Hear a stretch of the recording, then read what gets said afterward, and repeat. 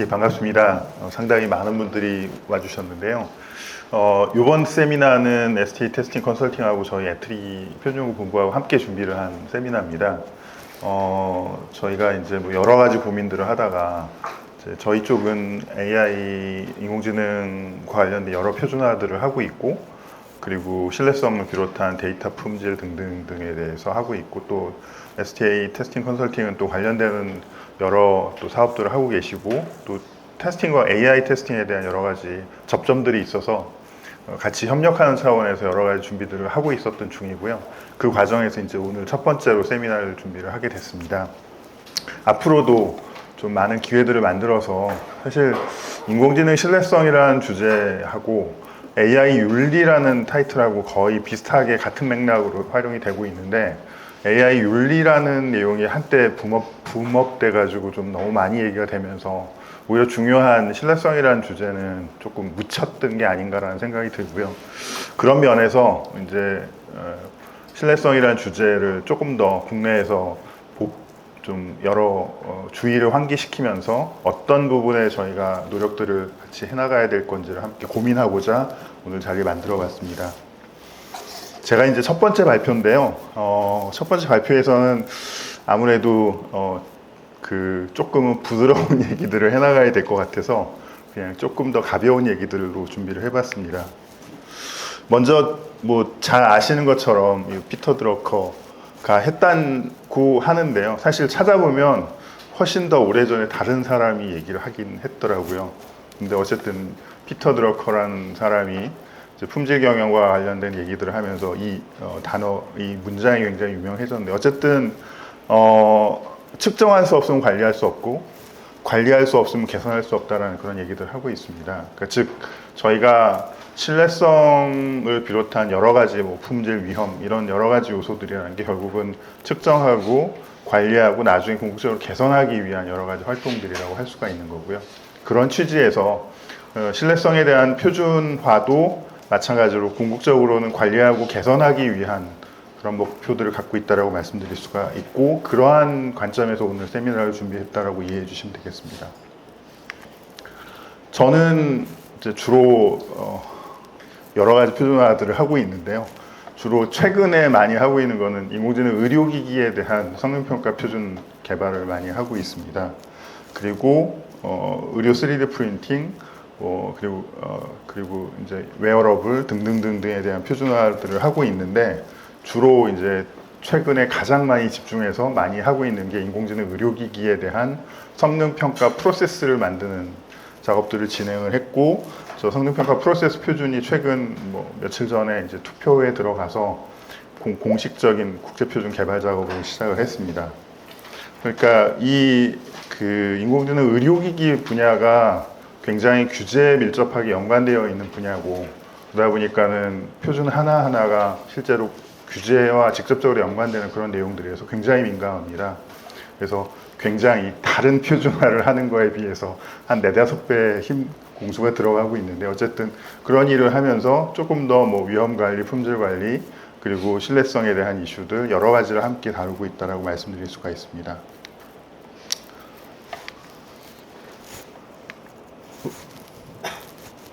예. 첫 번째로 인공지능, 아무래도 오늘 오신 분들이 이제 뭐 인공지능 워낙 이제는 다들 잘 아시겠지만, 그래도 소프트웨어 테스팅 쪽에 계신 분들도 있고, 또 다른 분야에 계시면서 인공지능이라는 이슈가 핫해지고 있으니까 뭐 관심 있어라, 좀 배워봐야 되겠다라고 생각해서 오신 분들도 있을 것 같아서 그냥 굉장히 개론적인 얘기 잠깐 드리면서 지나가도록 하겠습니다. 인공지능 뭐 굉장히 단어는 섹시한 단어입니다. 근데 사실 그 배경을 보면 확률 통계적인 내용들이 많이 들어가 있습니다. 그래서 이제 이 밈에서 얘기하고 있는 게, 우리가 흔히 아는 확률 통계적인 그런 사건들을 가지고 잘 포장을 하면 그게 딥러닝이고 AI가 된다는 그런 얘기들을 하고 있습니다. 그래서 사실은 이론적인 백그라운드는 확률 통계적인 내용인데, 이제 그게 머신러닝 또는 AI로 많이 포장이 되고 있는 상황입니다. 물론 이제 점점 차원이 높아지면서 하이레벨로 추상화된 단어들을 얘기를 하고 있다 보니까 이제 그렇게 표현이 된다라고도 말씀드릴 수가 있는데요. 어쨌든 인공지능은 정의가 굉장히 여러 정의가 있습니다. OECD에서 정의하고 있는 것도 있고, EU에서 정의하고 있는 것도 있고, 국내에서도 정의하고 있는 것들도 있는데, 이 인공지능이라는 단어는 다들 비슷한 생각들을 하고 있는데, 인공적으로 어떤 인간의 지능적인 처리 활동들을 만들어서 수행할 수 있도록 한다라는 그런 생각을 하고 있는데, 그 정의는 아직까지도 공식적으로 통용되는 하나의 단일한 정의가 있지는 않습니다. 어쨌든 하지만 포괄적으로 모든 사람이 생각하는 건 인간의 지능적인 처리 과정을 컴퓨터로 모사해가지고 비슷하게 진행하는 그런 여러 가지 기술들을 통칭한다라고 얘기를 하고 있습니다. 인공지능이 기술이 발전을 해오면서 이제 보통 지금 3차 붐의 시기라고 얘기를 하는데요. 1960년대에 그 심볼릭 AI를 기반으로 해서 1차 이제 엑스퍼트 시스템을 만들고 하는 그런 시도들을 1차로 했었고요. 그 다음에 2차로 와가지고 널리지 기반의 여러 가지 처리들을 하는 것들 1980년대 붐처럼 또 시작을 했었습니다. 그러다가 이제 두 번째 겨울을 90년대 후반에 맞고 그 다음에 이제 2006년, 2004년 이후부터 이제 딥러닝이라는 것들이 보편화되면서 그리고 그것이 여러 가지 성과들을 거두면서 지금 이제 3차 붐을 만들고 있는데요. 그 3차 붐이 오면서 지금 특히 작년 올해 챗GPT 이후부터는 더더군다나 더 폭발적인 여러 가지 기능들을 보여주고 있는 상황이라고 할 수가 있습니다. 그래서 그 전만 해도 인공지능의 세 번째 겨울이 또 오지 않겠느냐라고 얘기를 했지만 사실 최근에 보면 겨울은 결코 오지 않을 것 같은 그런 분위기를 보여주고 있긴 하죠. 그리고 모든 곳에 인공지능이 보편적인 기능들로서 다 사용이 되고 있고요. 앞서 인공지능 의료기기에 대한 얘기를 잠깐 말씀을 드렸는데 예전에는 인공지능 기술을 단순하게 무슨 그 병변을 디텍션한다든지 이런 데 적용하는 형태로 해서 소프트웨어를 개발을 하고 그게 인공지능 의료기기라고 얘기를 했는데 최근에 의료기기 분야에서 정의를 한 게 어떻게 정의를 했냐 하면 앞으로 모든 의료기기에는 인공지능 기술이 기본적으로 들어갈 것이다. 그리고 그 인공지능 기술은 공통적으로 활용이 될 것이라고 얘기를 하고 있습니다. 그만큼 굉장히 보편적인 기술로 지금 바뀌어 나가고 있고 그런 보편적인 기술이다 보니까 이제 그 보편적인 기술을 어떻게 관리할 것인가에 대한 관심들이 또다시 높아지고 있다고 말씀드릴 수가 있습니다. 잘 아시는 것처럼 기술의 발전은 인공지능, 머신러닝, 딥러닝, 최근에 이제 LLM이라든지 기타 여러 가지로 다시 진화 발전을 하고 있는 중에 있습니다. 이제 다시 기점을 나눠보면 한 2016년을 기점으로 해서 딥러닝의 시대에서 라지 스케일 AI 또는 대규모 AI의 시대로 넘어가고 있다라고 얘기를 하고 있습니다. 그래서 최근에 보여지고 있는 여러 가지 챗GPT를 비롯한 파운데이션 모델 등등등등에 대한 여러 가지 내용들이 사실은 딥러닝과는 조금 다른 스케일의 어떤 시대를 만들어가고 있고 그 과정에서 그러다 보니까는 과거의 그 어떤 개념으로서 시험하고 하는 것들에서 또다시 변화돼야 되는 여러 가지 요구들이 나타나고 있다고 말씀드릴 수가 있습니다. 특히 이제 요거는 최근에 타임지에 실렸던 그림인데요. 보시면 이게 뒤에 분들은 잘 보이실지 모르겠는데 여기 보시면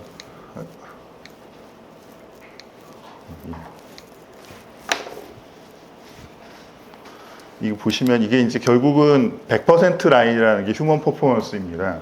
사람의 인간의 수준을 이제 인공지능이 얼만큼 따라오는지를 보여주고 있는 건데요. 최근에 와가지고는 거의 따라오는 그 어떤 시간 격차가 굉장히 빨라지고 있습니다. 그리고 점점 많은 분야에서 인간이 수행하고 있는 정도의 성능들을 따라오고 있고요.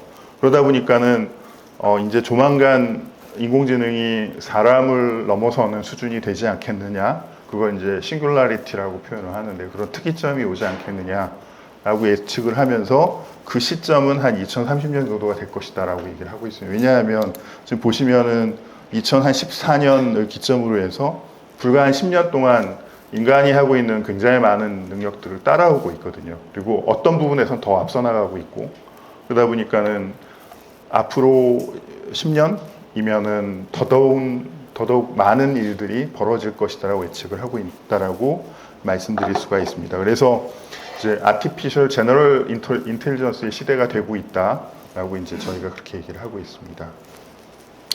이제 문제는 그렇게 인공지능 기술이 발전하면 발전할수록 이제 신뢰성에 대한 이슈가 늘어난다라고 말씀드릴 수가 있습니다.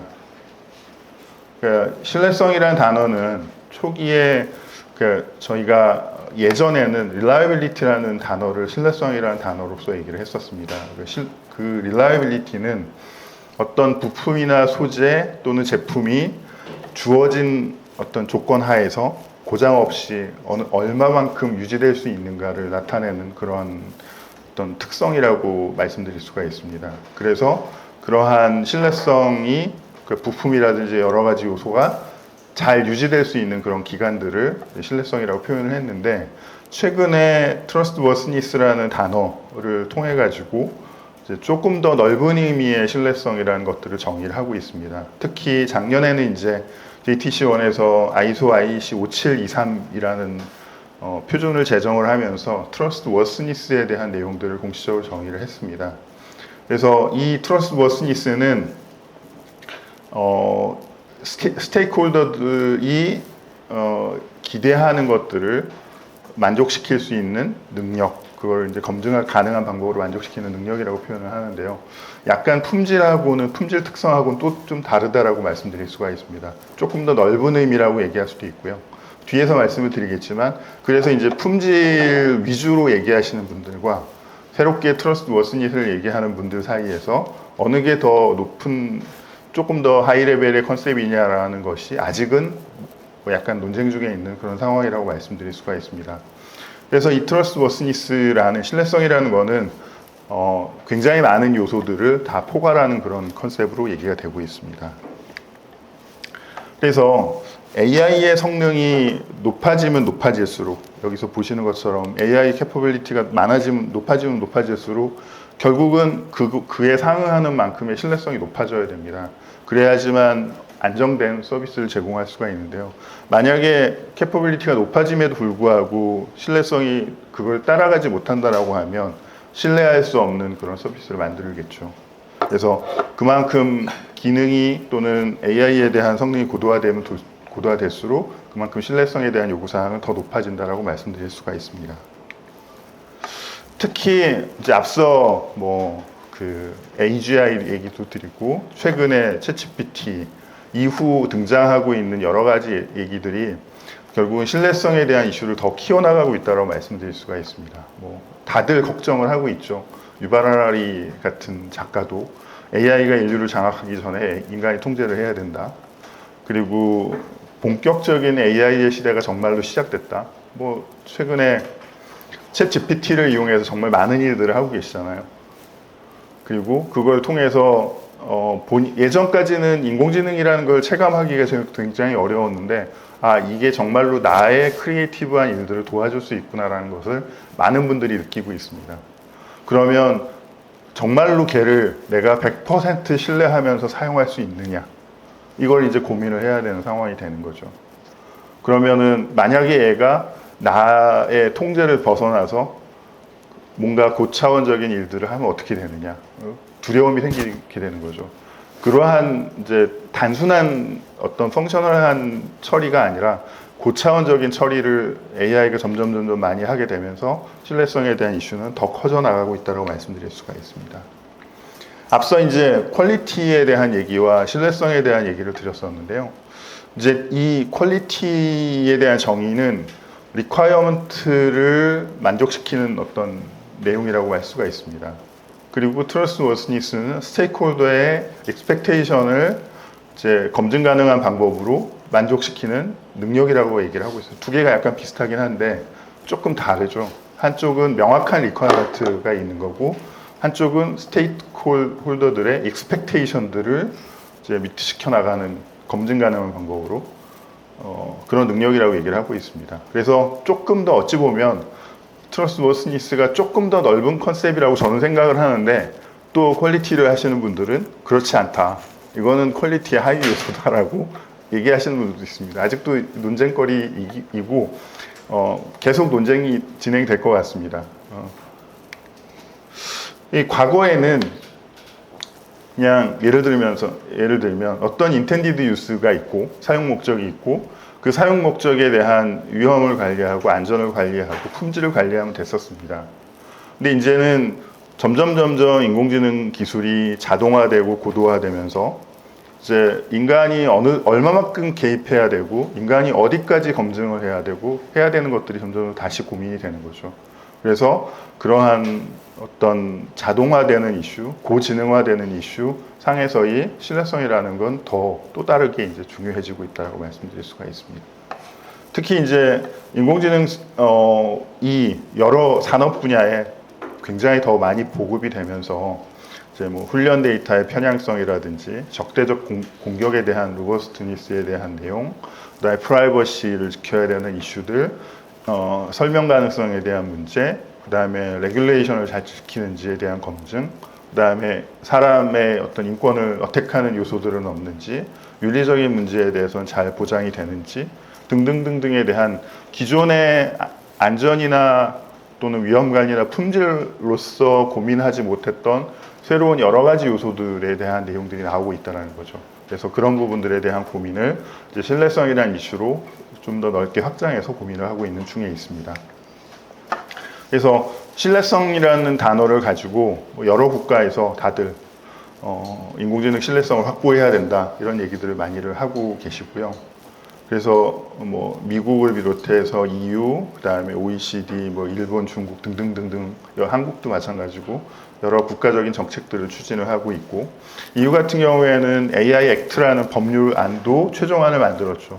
그래서 각각의 이제 리스크 레벨을 구분하고 그 리스크 레벨에 따른 이제 허용 가능한 범위, 응용에 대한 허용 가능한 범위를 얘기하고 있고, 그 리스크를 어떻게 해지하면서 그리고 그것들에서 응용 서비스를 제공할 수 있도록 할 것인가의 폴리시들을 만들어 가고 있는 중에 있습니다. 여기서의 위험과 신뢰성의 관계는 신뢰성이 높아지면 위험은 낮아지는 거고요. 상호 보완적인 관계죠. 그래서 위험성이 높아진다는 얘기는 신뢰성이 낮아진다는 얘기일 수도 있는 거고요. 그런 의미에서 이 양쪽의 관계를 잘 이제 보완해 나가는 형태로 여러 가지 규정들이 진화 발전할 것으로 기대를 하고 있습니다.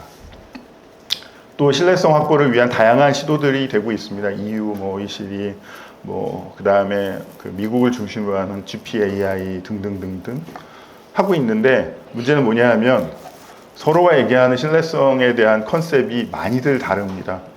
단어는 비슷하게 얘기하고 있고 비슷한 단어들을 다 요소로 얘기를 하고 있습니다. 근데 어느 범위가 신뢰성이라는 얘기를 하다 보면 결국 장님 코끼리 만지듯이 다 서로 다른 얘기들을 하고 있죠. 어디서는 에티컬한 이슈를 굉장히 강조를 하고, 어디서는 바이어스에 대한 내용을 강조를 하고 있고, 어디서는 트랜스페어런시에 대한 이슈를 강조를 하고 있고. 근데 그러한 특성들 요소를 그럼 종합적으로 판단을 해야 되는데 어디까지 특성을 정의하고 종합적으로 판단해야 되느냐, 결국은 고민이 되는 거죠. 그래서 이제 표준화에 대한 이슈가 등장을 하고 표준화를 시작을 하게 됐습니다. 시간이 얼마 정도 남았나요? 제가 앞에서 너무 많이 끈 것 같은데. 예. 예. 그래서 ISO ICC TC1의 SC42 커미티가 만들어졌고요. 2018년도에 첫 번째 미팅을 중국에서 했습니다. 그때 참석자가 뭐 한 100여 명 이상, 200여 명 가까이 됐던 걸로 기억을 하고 있고요. 지금 현재의 상황에서는 총 이제 간사국은 미국이 맡고 있고, 그리고 체어도 미국이 하고 있습니다. 그리고 피멤버 국가가 36개, 그 다음에 5멤버 국가가 20개입니다. 제가 이거는 어제 확인을 했던 거고요. 여기 보시면 이제 초록색으로 표시된 게 있고 빨간색으로 표시된 게 있습니다. 초록색으로 표시된 거는 최근에 피멤버 국가로 올라간 나라들이고요. 필리핀, 루안다, 터키, 뭐 포르투갈 같은 데가 5멤버에서 피멤버로 올라갔고, 이제 피멤버였다가 5멤버로 내려왔거나 이런 나라들이 이제 뭐 벨라루스, 슬로바키아, 스리랑카, UAE 등등등등이 있습니다. 굉장히 많은 이 정도의 거의 한 56개 국가 이상의 표준화에 참여를 하고 있는데 이 정도면 굉장히 많은 국가가 관심을 갖고 있는 거죠. 그래서 현재까지 총 11번의 회의를 했고요. 이번 10월 달에 12번째 회의를 할 예정으로 있습니다. 총회가. 그리고 중간에 초록색으로 표시를 했는데 5, 6, 7, 8, 9 총 5번의 회의는 버추얼로 열렸습니다. 코로나 시국 때문에 6번이군요. 10회까지. 내년도 4월 달에 한국에서 총회가 있을 예정입니다. 이 중에서 이제 총 그룹이 조인트 워킹 그룹이 3개가 있고 워킹 그룹이 총 5개가 있고 그다음에 에독 그룹이 4개, 그다음에 에이지 그룹이 하나가 있습니다. 이 중에 신뢰성과 관련되는 이슈들은 다 워킹 그룹 3에서 담당을 하고 있고요. 그다음에 이후에 이제 하수욱 박사님이 얘기해 주실 내용이 워킹 그룹 2에서 하고 있는 데이터에 대한 부분입니다. 그래서 워킹그룹 3에서 모든 AI 신뢰성과 관련된 이슈들은 다 다루고 있고 나머지들은 이제 다른 그룹들로 일부 나가 있는 것들도 있습니다. SC42가 하고 있는 주된 표준화의 목표는 이 가운데 영역이라고 말씀드릴 수가 있습니다.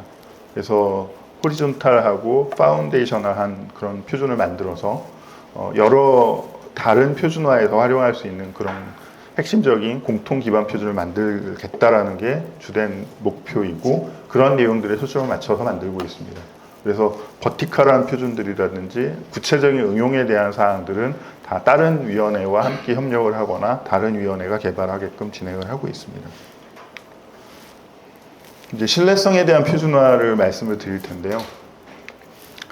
앞서도 신뢰성을 높이는 거는 이제 결국은 누군가를 신뢰한다라는 거는 리스크를 테이크한다라는 얘기인 거고요. 결국은 이 리스크를 줄여야지만 신뢰성이 올라가는 거고 또 신뢰성이 올라간다는 건 리스크를 줄인다는 의미라고 말씀을 드렸습니다. 현재 워킹그룹 3에서 신뢰성 표준으로 제정된 거는 총 5건이 제정이 되어 있습니다. 여기 보시면 리스크 매니지먼트, 네, 볼드체로 한 것들이 있는데요. 그 다음에 에티컬하고 소시에탈 컨선에 대한 오버뷰, 바이어스에 대한 내용, 그 다음에 뉴럴 네트워크의 로버스티니스에 대한 어세스먼트 표준, 그리고 트러스트 워스니스에 대한 전체적인 개괄 표준 이렇게 총 5개가 제정이 되어 있고요. 이제 빨간색으로 표시한 거는 그 IS 표준인 거고 나머지는 다 이제 TR 표준인 테크니컬 리포트입니다. 그래서 거기는 특정한 요구사항이나 공고사항이 들어있진 않고 가이드하는 어떤 정보들을 제공하는 그런 내용들이 들어있다라고 이해를 해주시면 되고요. 초기에 진행된 건 대부분 다 TR 형태로 진행이 됐고 최근에 진행을 하고 있는 것들은 이렇게 보시는 것처럼 대부분 다 IS나 TS의 형태로 진행이 되고 있습니다. 그래서 현재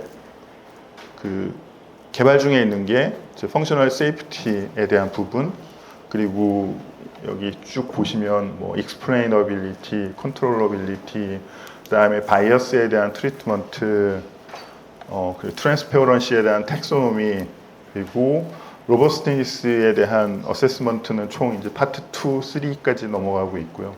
스퀘어 시리즈에 대한 그 퀄리티 이밸류에이션 하는 부분, 그리고 퀄리티 모델 등등등등이 있고요. 또 보시면 소시에탈 컨선에 대한 에티컬한 이슈들을 더 다루는 가이던스 내용도 추가가 되고 있고 그렇습니다. 그리고 최근에 이제 펑셔널 세이프티 앤 AI 시스템에 대한 리퀘어먼트를 IS로 다시 이제 시작을 하고 있는 중에 있고요. 굉장히 많은 벌써 여기 소개해드린 것만 해도 18개의 표준입니다. SC42에서 진행을 하고 있는 것들이 거의 20몇 건, 거의 30건 정도가 되는데 그 중에 절반 이상을 워킹그룹 3에서 하고 있고 대부분이 다 신뢰성과 관련된 이슈들이라고 할 수가 있습니다. 굉장히 규모가 크죠. 문제는 지금까지 쭉 말씀드린 내용처럼 보면은 국내에서도 여러 가지 민간 자율로 여러 가지들을 하고 있습니다. 뭐 가이드라인들도 TTA도 만들고 있고 여러 곳에서 만들고 있는데 문제는 구체적인 어떤 신뢰성에 대한 시험 평가 방법들이 제시가 되지는 않는다라는, 보통은 이제 체크리스트 형태로 현재는 만들어지고 있고요.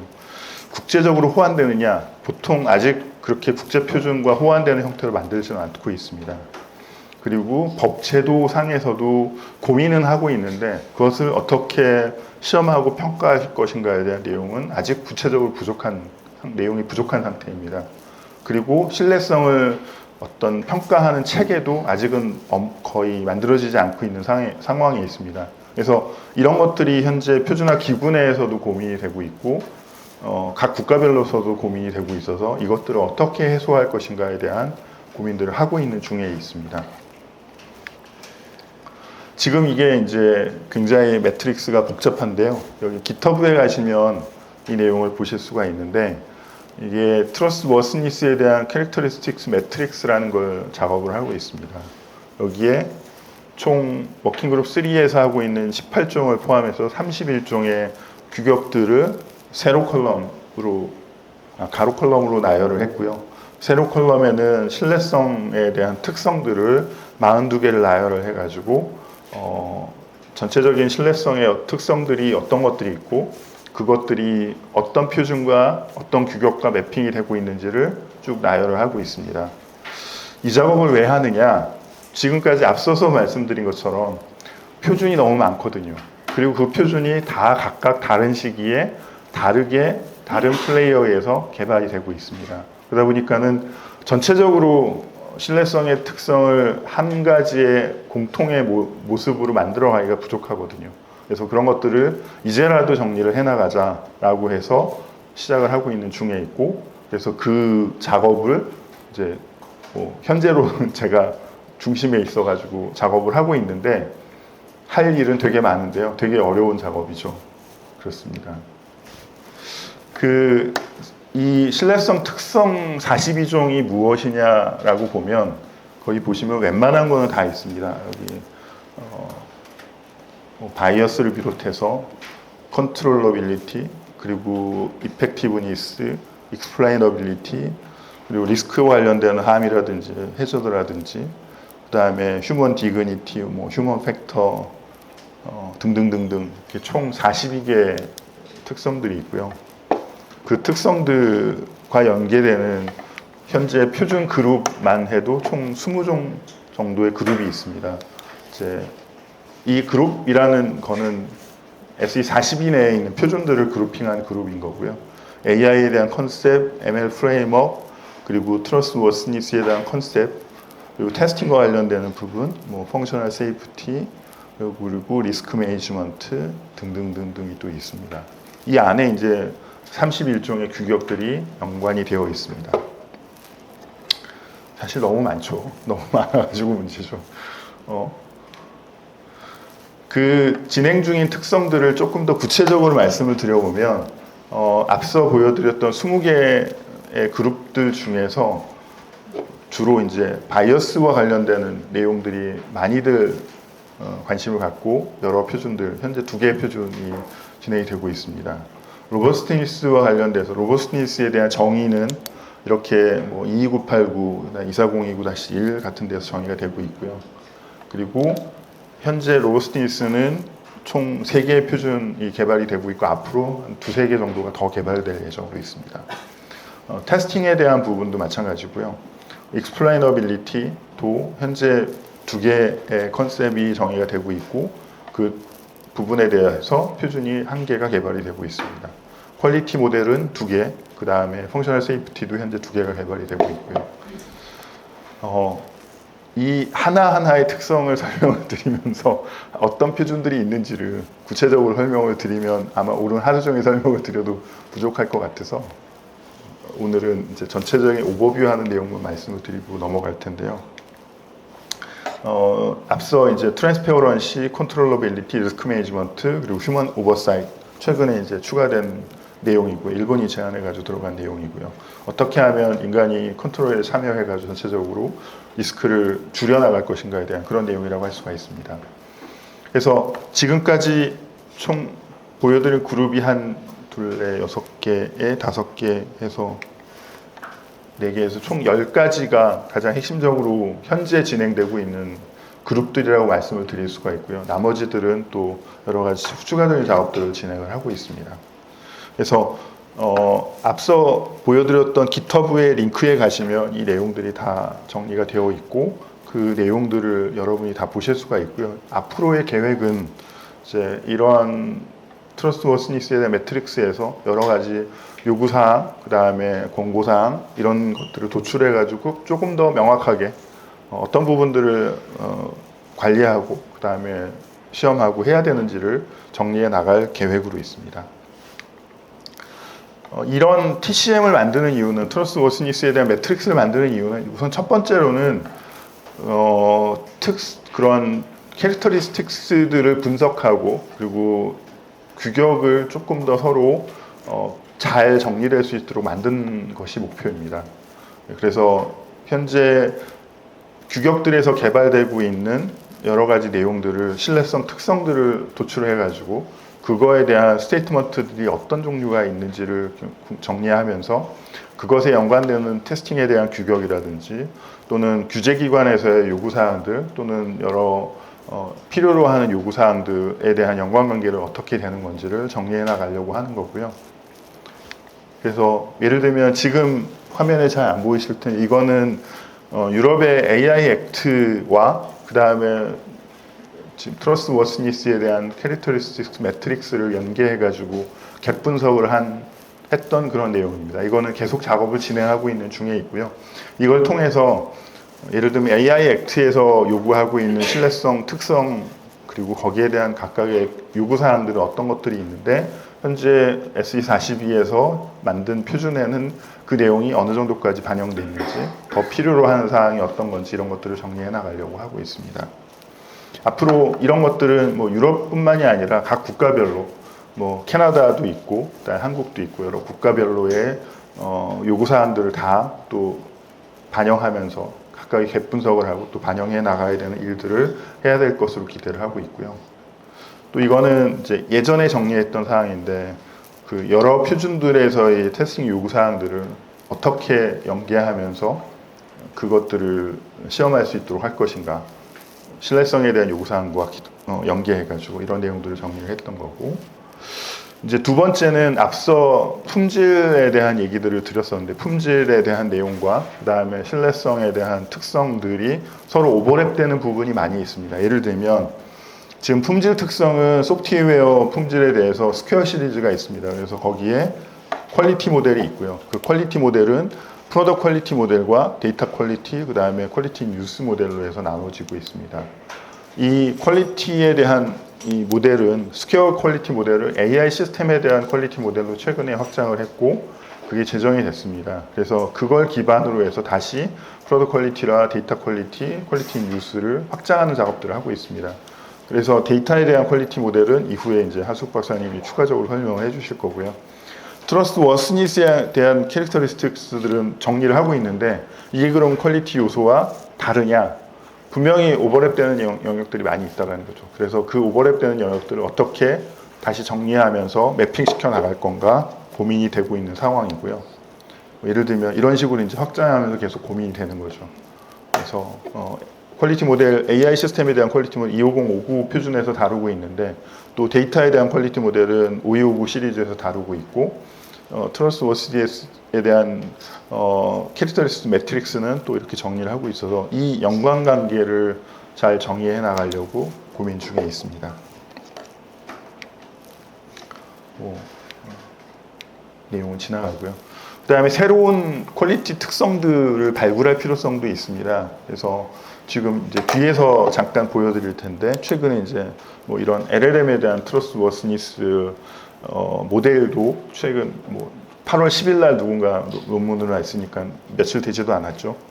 거기서 나오는 그런 요구되는 여러 가지 특성들과 연계하면서 다른 여러 가지 AI 시스템들에서 최근에 요구하고 있는 신뢰성 특성들을 어떻게 새롭게 발굴하고 확장시켜 나가고 표준을 만들 것인가도 하나의 이제 고민 포인트가 된다라고 말씀드릴 수가 있습니다.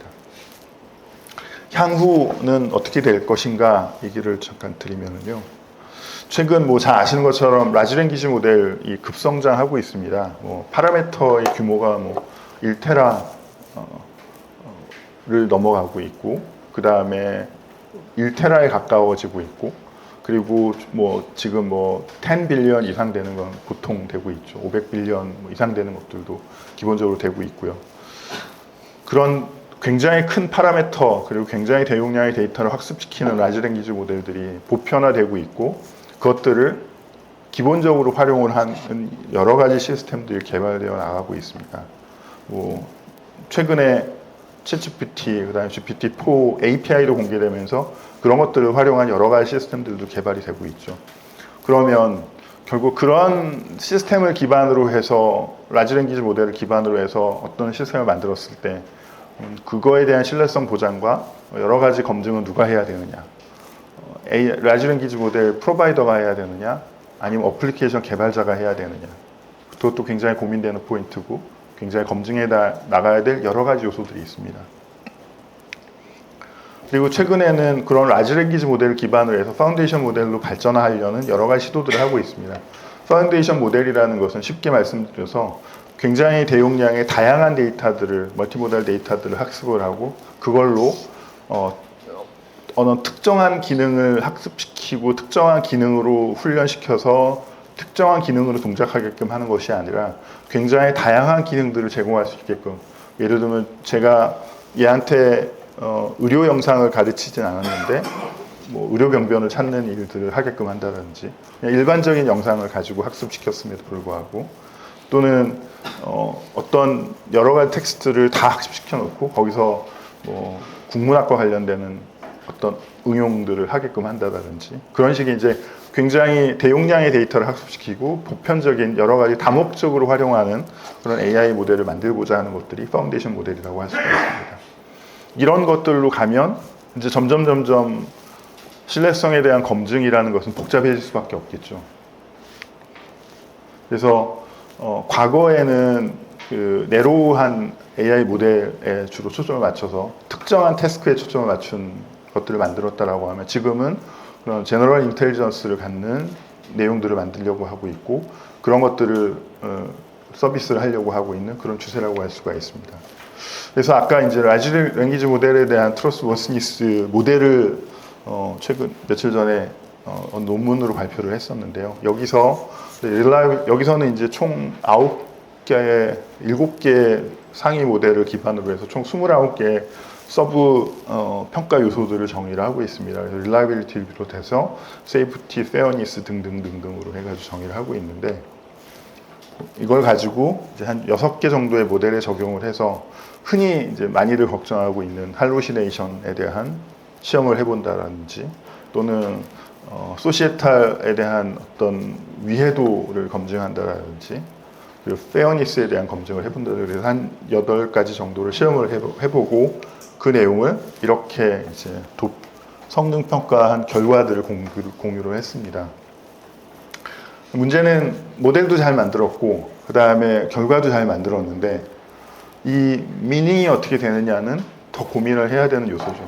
예를 들어서 여기서 할루시네이션이 뭐 거의 100%에 가까워지게끔 된다라는데, 그러면 한 90% 이상 되면 안전하다라고 얘기를 해야 되느냐, 아니면 100%를 만족시켜야 되는 거냐, 그러면 90%인 거와 60%인 거의 차이는 무엇이냐, 그리고 그것이 공통적으로 시험할 수 있는 요소이고 공통적으로 되고 있는 요소들을 요구사항들을 시험한 거냐, 더 검증을 해봐야 되는. 왜냐하면 지금은 논문으로서 그냥 특정 회사가 발표한 내용이기 때문에 더 검증이 필요하고 더 많은 내용들을 실제로 업계에서의 니즈와 연관시켜서 검증해 나갈 필요성이 있다는 것이죠. 그 다음에 이제 또 고민해야 될 요소 중에 하나는 위해도에 대한, 위험에 대한 확률적인 내용이 높아지고 그다음에 자동화에 대한 내용이 높아지면서 인간이 어디까지 개입을 해야 되고 그런 개입하는 요소들을 어떤 거버넌스 체계로 관리를 해야 될 것인가가 고민이 필요하다는 거죠.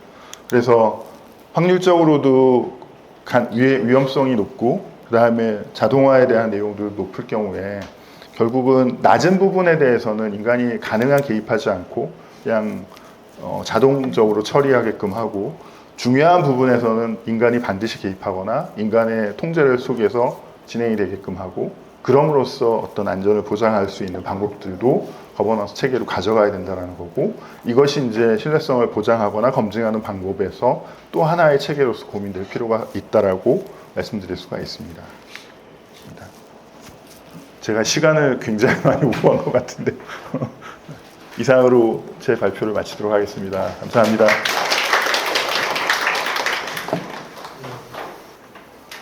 예, 제가 발표드릴 내용은 이제 데이터 품질 쪽인데요. 제가 이 주제로 10번은 안 되지만 거의 유사한 넘버로 이제 발표를 해왔는데,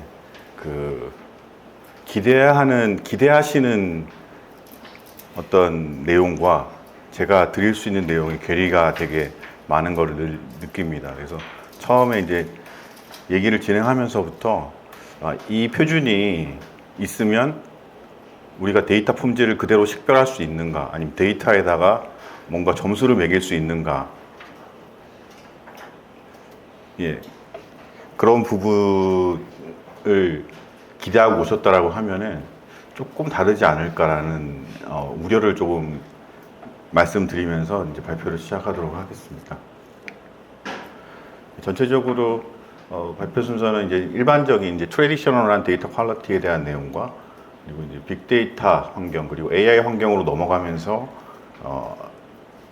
바라보는 데이터 퀄리티, 그리고 메인 이슈인 이제 ISO IC에서 개발 중인 5259 시리즈에 대한 전체적인 오버뷰, 그리고 이런 표준들을 기반으로 어떤 작업들이 수행되어야 되는지에 대해서 간략하게 설명을 드리도록 하겠습니다. 제 소개는 넘어가고요. 여러 군데서 표준을 개발을 하고 있습니다. 이 5259 시리즈를 보다 보면은 뭐 데이터셋, 데이터 레코드가 뭔지, 데이터 아이템이 뭔지, 여러 가지 계속해서 문서에서 나오는 내용들이라 물론 이제 되게 익숙한 내용이긴 하지만, 이제 데이터 품질을 평가할 때 이제 데이터 아이템 레벨에서, 그러니까 예를 들어서 피처 셀렉션을 할 때 그 피처가 가져야 되는 속성 항목들이 어떤 것들 이제 제대로 이제 구성이 되었는지, 그런 것들도 평가가 가능하고, 대부분 이제 데이터 레코드들에서 어떤 값들이 채워져 있는지, 비어 있는지, 밸리드한지, 그런 부분들을 평가를 하게 됩니다. 결국에는 데이터 품질이라는 것은 데이터셋에 대한 어떤 0과 1 사이의 값으로 표현이 되는데요. 전통적인 데이터 품질에 대한 국제표준 시리즈는 대표적인 것이 ISO 8000 시리즈가 있습니다. 8000 시리즈가 있는데, 여기서는 그 데이터 품질을 적혀 있는 것처럼 inherent characteristics라고 정의를 하고 있습니다. 데이터에 대한 요구사항을 만족시키는 고유한 데이터의 특징이라고 얘기를 하고 있습니다. 이 얘기는 어떤 데이터든지 데이터가 있으면 그 데이터를 내가 특정 목적에 따라서 만들게 되겠죠. 조직에서는 뭐 예를 들어서 뭐 개인 정보를 수집할 때 뭐 주민번호, 뭐 이름, 뭐 성별, 뭐 주소, 이런 것들을 주로 수집을 하잖아요. 그런 이제 데이터에 대한 스페시피케이션이 있고, 거기에 따라서 수집된 데이터가 제대로 우리 시스템에서 동작할 수 있는지, 그것들에 대한 특성들을 데이터에 대한 품질이라고 얘기를 하고 있습니다. 그래서 찾아보시다 보면 이제 데이터 품질이 뭐가 있느냐 그러면 주로 이제 대표적으로 뭐 6개의 데이터 품질 특성이 있습니다. 혹은 7개에 있습니다. 8개가 있습니다. 10개가 있습니다. 쭉 여러 가지의 데이터 품질 특성들을 얘기를 하고 있는데요. 네, 넘어가고요. 가장 대표적으로 얘기를 하고 있는 게 이제 accuracy나 completeness, 그리고 consistency, validity, 이 4가지를 얘기를 하고 있습니다.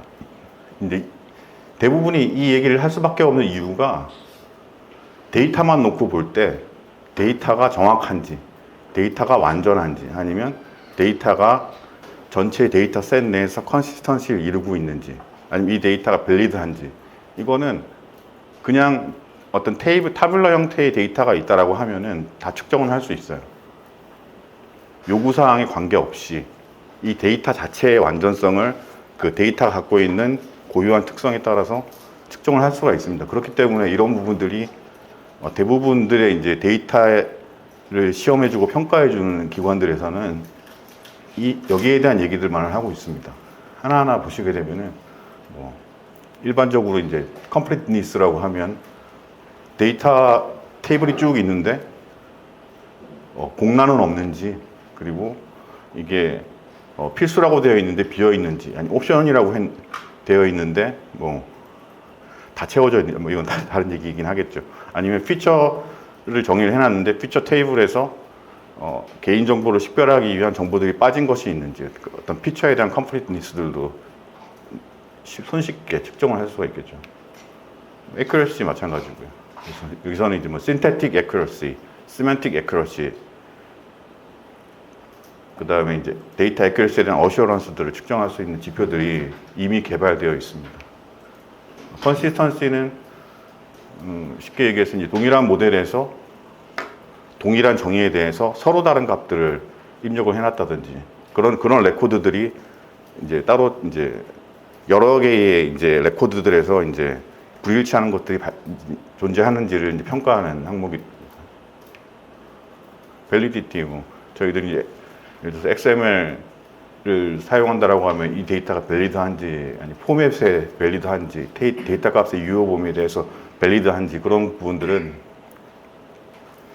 특별한 목적이 없어도 데이터의 활용 목적을 우리가 사전에 주지 않더라도 평가를 할 수가 있죠.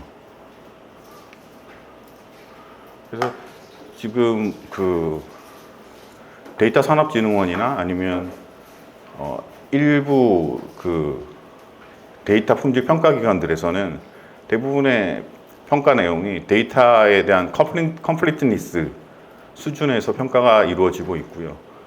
그 외에는 대부분 이제 데이터 스페시피케이션이라고 해서, 예를 들어서 이제 AI 허브에 들어가 보면 AI 허브에서는 그 특정 그 라벨드된 데이터가 있고, 그 데이터가 어떻게 생산되었는지, 어떠한 정확도로 레이블되었는지, 그런 부분들을 스펙으로 정의를 해서 이 스펙대로 데이터가 만들어졌다. 그리고 이제 그것을 이제 뭐 예를 들어서 샘플링한 검수를 통해서 이 데이터는 이런 품질을 갖는다라고 얘기를 하는 거죠. 이 스펙대로 만들어졌다는 그런 의미로. 그렇지만 이것을 가지고 이제 이 데이터가 품질이 낮다, 뭐 품질이 높다, 이것을 평가하기는 되게 어려운 부분입니다. 죄송합니다. 기존에 이제 데이터 ISO 8000 시리즈를 알고 계시는 분들이 얼마나 있는지 모르겠지만, 보시면은 되게 많은 표준들이 있어요. 그래서 데이터의 그 캐릭터리스틱스를 설명하는 부분도 일부 있고, 대부분은 이제 데이터 품질을 어떻게 조직 내에서 매니지할 건가에 더 포커싱이 되어 있습니다.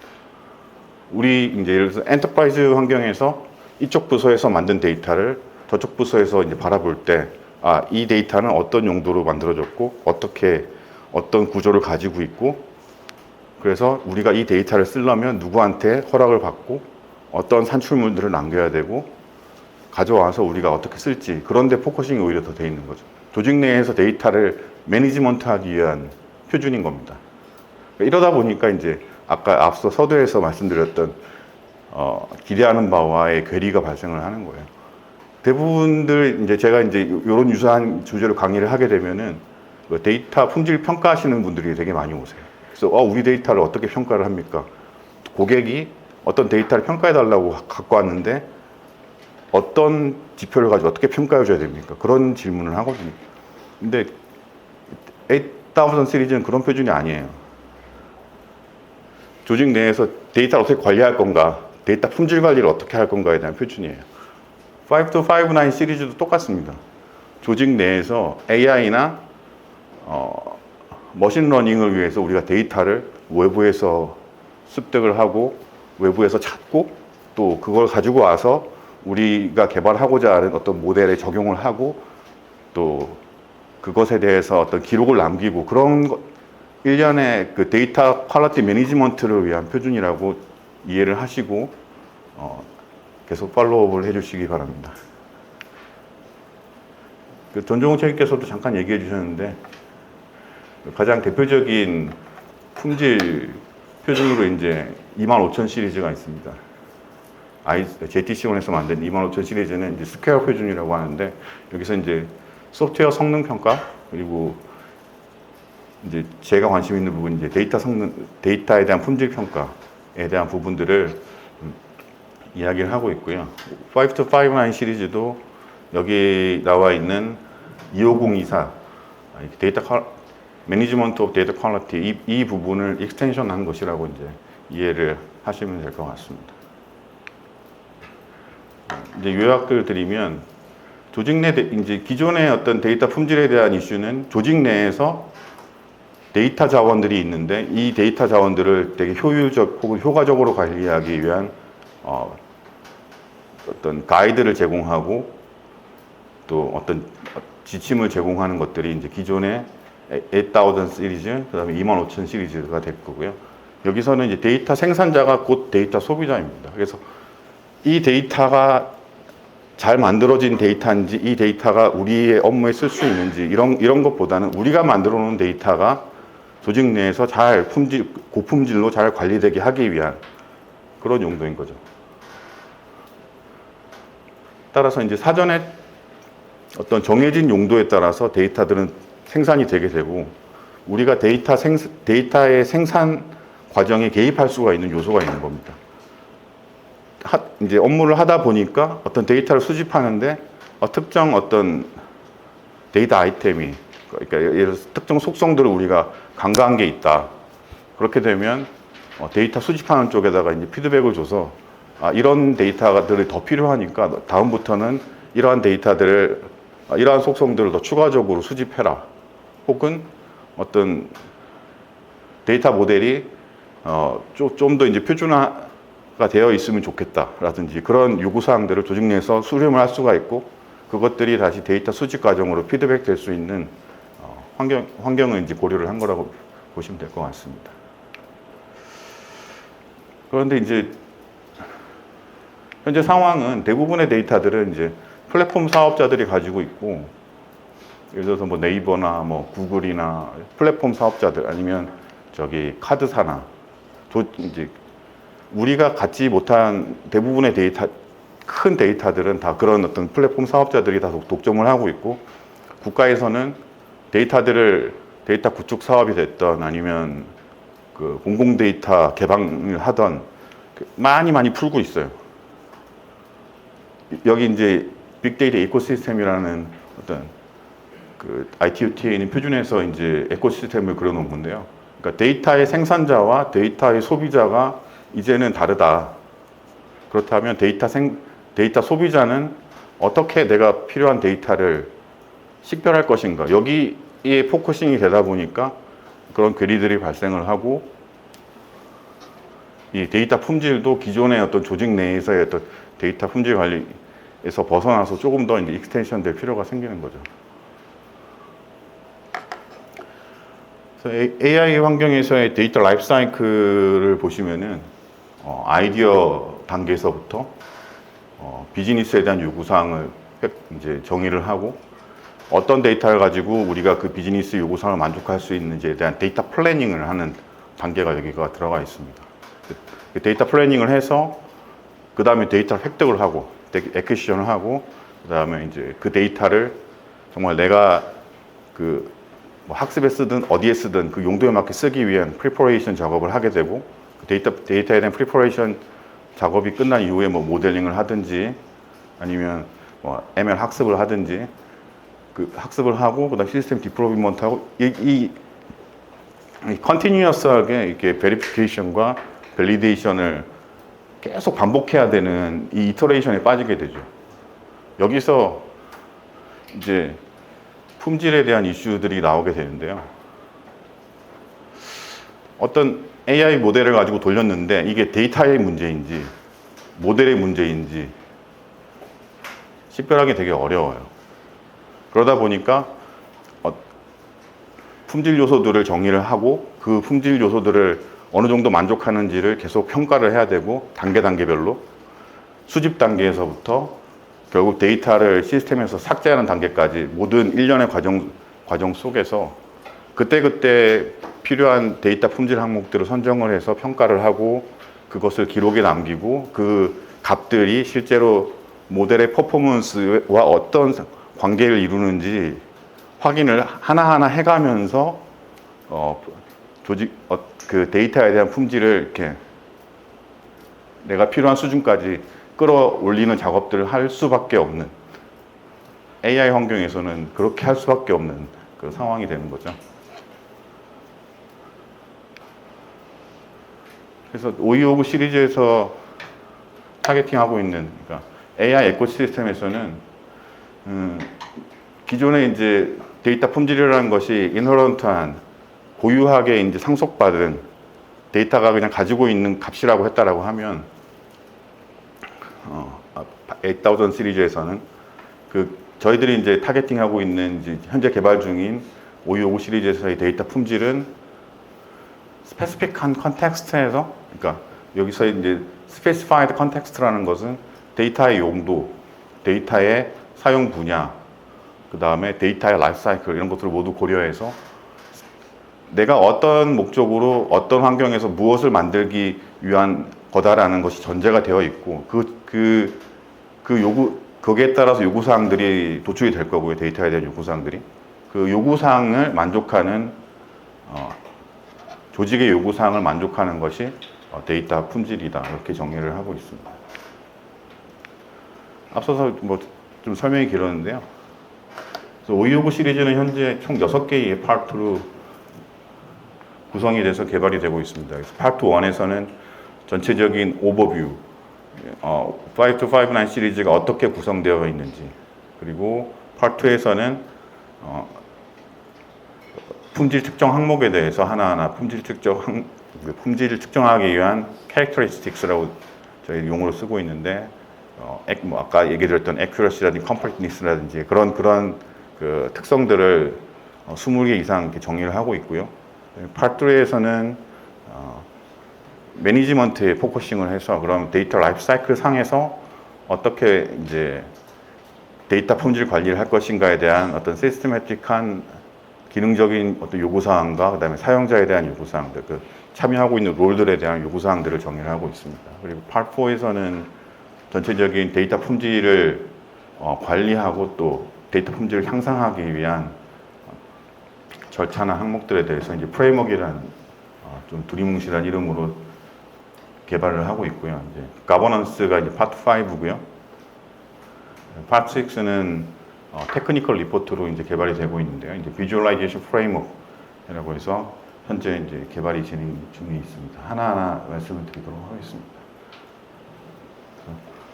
파트 1은 이제 제가 프로젝트 리딩을 하고 있고 전체적인 그 오버뷰 그리고 이제 데이터 품질의 개념 그리고 아까 전에 보여드렸던 라이프 사이클도 원래 파트 1에 있었습니다. 그래서 영국이 주도로 해서 이제 AI를 위한 데이터 라이프 사이클을 파트 1에서 만들고 있었는데 이제 영국이 갑자기 이거는 주제가 좋으니까 개별 표준으로 가겠습니다. 그러가지고 쑥 들어갔어요.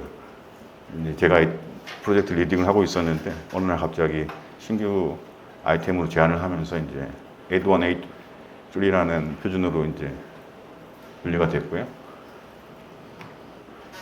전체적인 그 5259 시리즈의 구성은 이제 데이터 퀄리티 모델이 어떤 것입니다. 그리고 데이터 퀄리티 메저는 어떤 것입니다. 그리고 데이터 퀄리티에 대한 어세스먼트 하기 위한 절차, 그 다음에 요구사항, 그리고 데이터 품질을 향상시키기 위한 몇 가지 방법들, 그런 것들을 이제 주로 이제 파트 3하고 파트 4에서 이야기를 하고 있고요. 데이터 퀄리티에 대한 리포팅에 대한 요구사항들은 문서에 여기저기 흩어져 있고 주로 이제 리포팅과 관련된 부분들 이제 비주얼라이제이션이 있기 때문에 파트 6에서 일부 논의가 되고 있습니다. 그리고 그와 별개로 데이터 퀄리티에 대한 거버넌스 이슈가 파트 5로 진행이 되고 있고 그와 별도로 이제 데이터 프로비넌스도 중요한 항목 중에 하나죠. 그래서 데이터 프로비넌스가 데이터 퀄리티 수치적으로 평가는 할 수 없지만 이제 대부분은 이제 이 데이터에 대한 신뢰성을, 아까도 신뢰성 이슈가 있었는데, 데이터에 대한 신뢰성을 확보하기 위해서 데이터가 어디서부터 왔는지를, 그 데이터에 대한 리니지를 트레이스백하는 게 되게 상당히 중요한 이슈입니다. 이 데이터의 출처가 어디냐, 이 데이터가 어떤 절차를 통해서 현재의 데이터까지 됐느냐. 이게 중요한 이유는 아까 라이프 사이클에서 그 밸리데이션과 베리피케이션의 이터레이션이 계속 반복이 된다라고 말씀을 드렸던 것처럼, 처음에 ML 혹은 그 어나리틱스를 위해서 이제 데이터 마이닝을 위해서 데이터를 받아가지고 최종적인 모습으로 오는 데까지 상당히 많은 절차와 작업들이 필요하잖아요.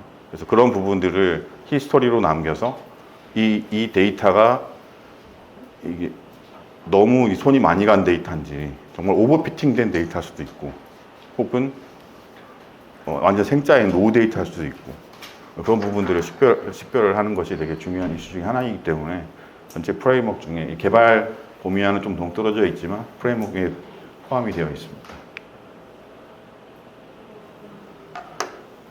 그래서 원래는 이 위에 있는 그 데이터, 죄송합니다.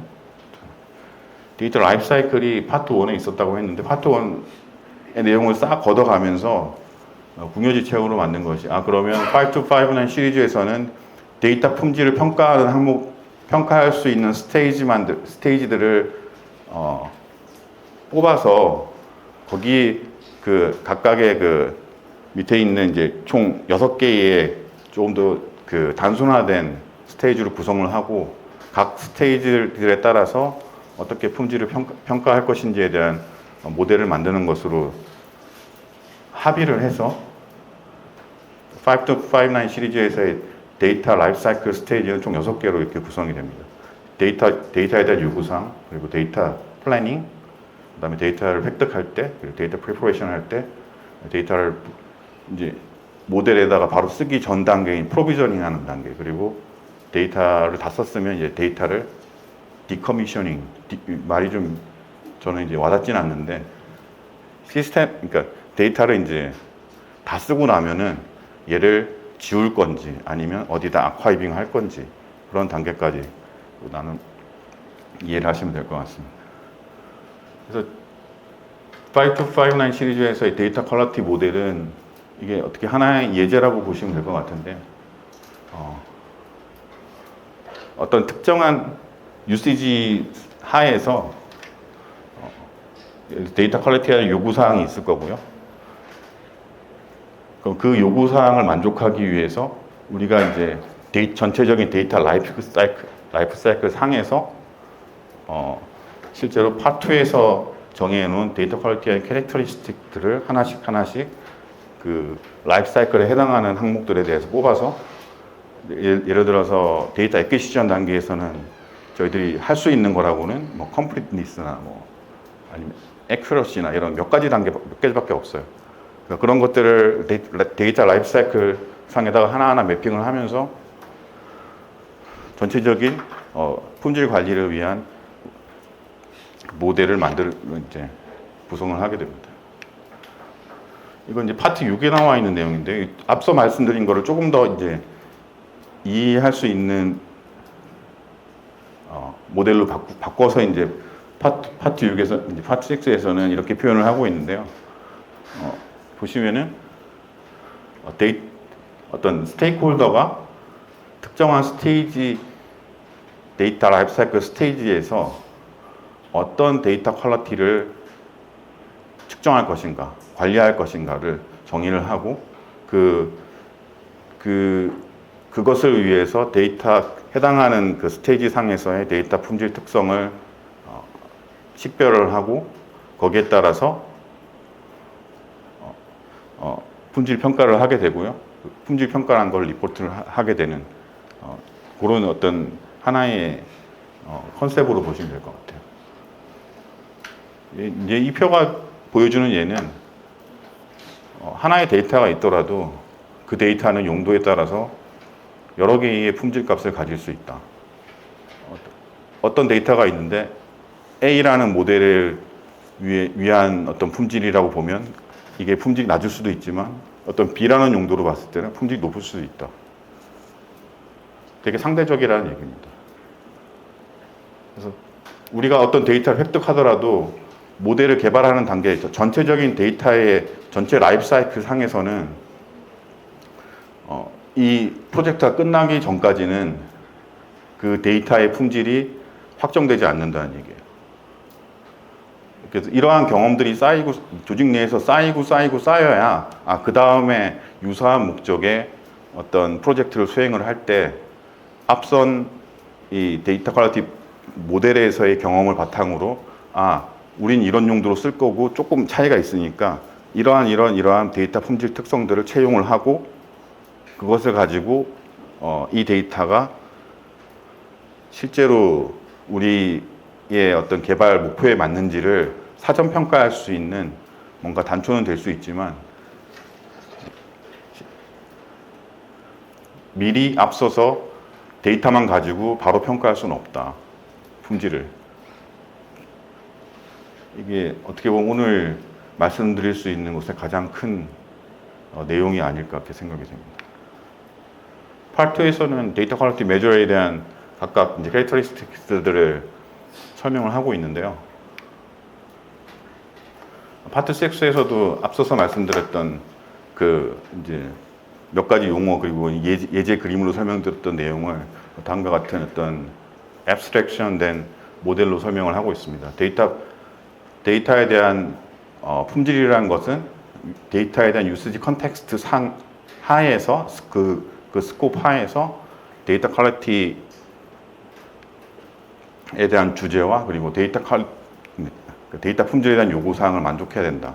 그리고 밑에 이제 데이터 퀄리티에 대한 그것들은 이제 여러 개의 데이터 퀄리티 캐릭터리스틱스들로 이제 설명이 된다는 거죠.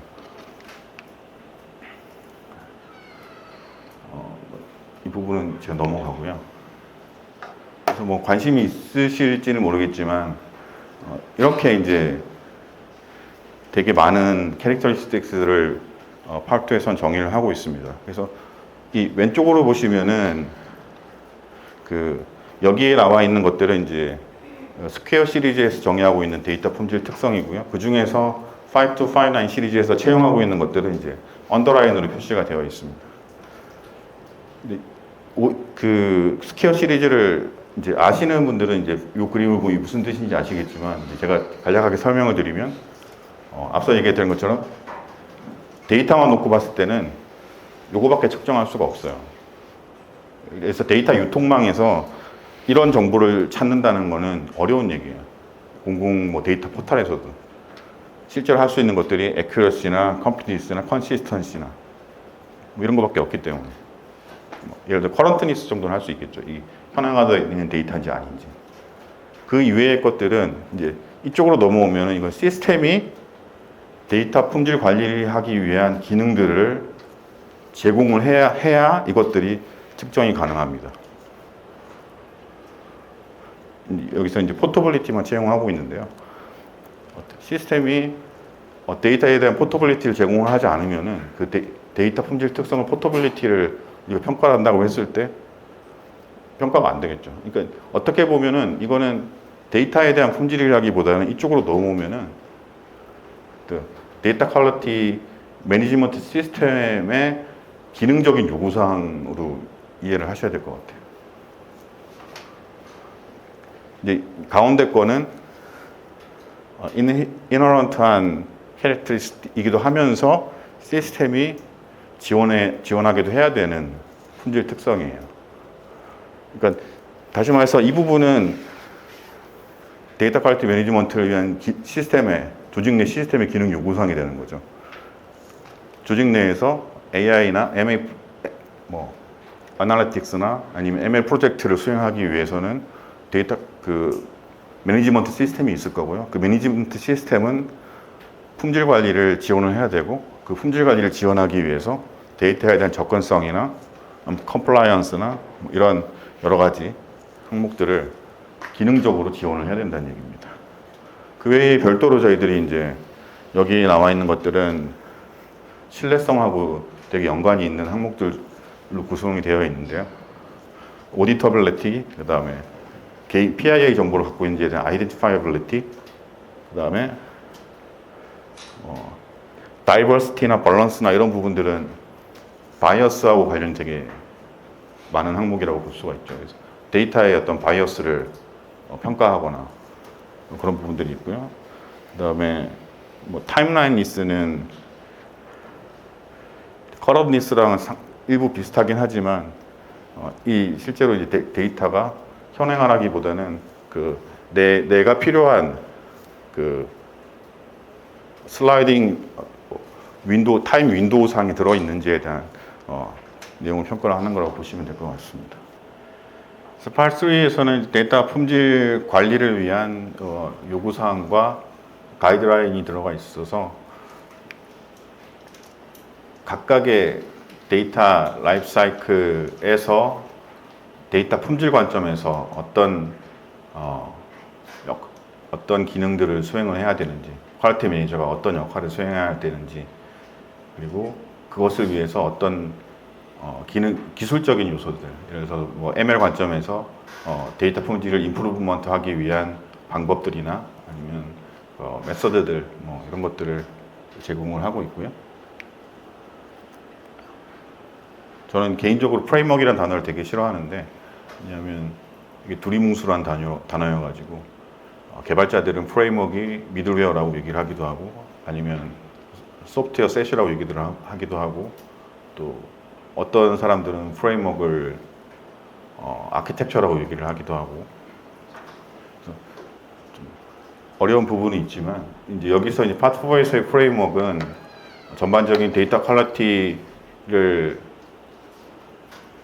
매니지먼트하기 위한 절차, 그 기존의 그 25000 시리즈, 스퀘어 시리즈에서도 보면 이제 데이터 퀄리티를 assess하고 improve하고 그런 절차들이 이미 나와 있어요. 이제 거기에 플러스 알파에서 ML 관점에서 ML의 어떤 개발 절차에서 데이터 퀄리티를 어떻게 관리할 것인가에 대한 절차들을 각각 정의를 하고 있는 문서입니다. 보시면은 데이터 퀄리티를 플래닝하고 데이터 퀄리티 이밸루에이션하고 데이터 퀄리티를 거기에 따라서 임프루브먼트하고 그다음에 이제 프로세스 밸리데이션하는 그런 단계로 나와 있고, 그 각각의 단계별로 어떠한 산출물들이 실제로 시스템 상에서 생성이 되고 관리가 되어야 될지에 대한 내용들로 Part 4에서는 이제 디스크립션이 되고 있습니다. 가버넌스는 제 전문가는 아닌데요.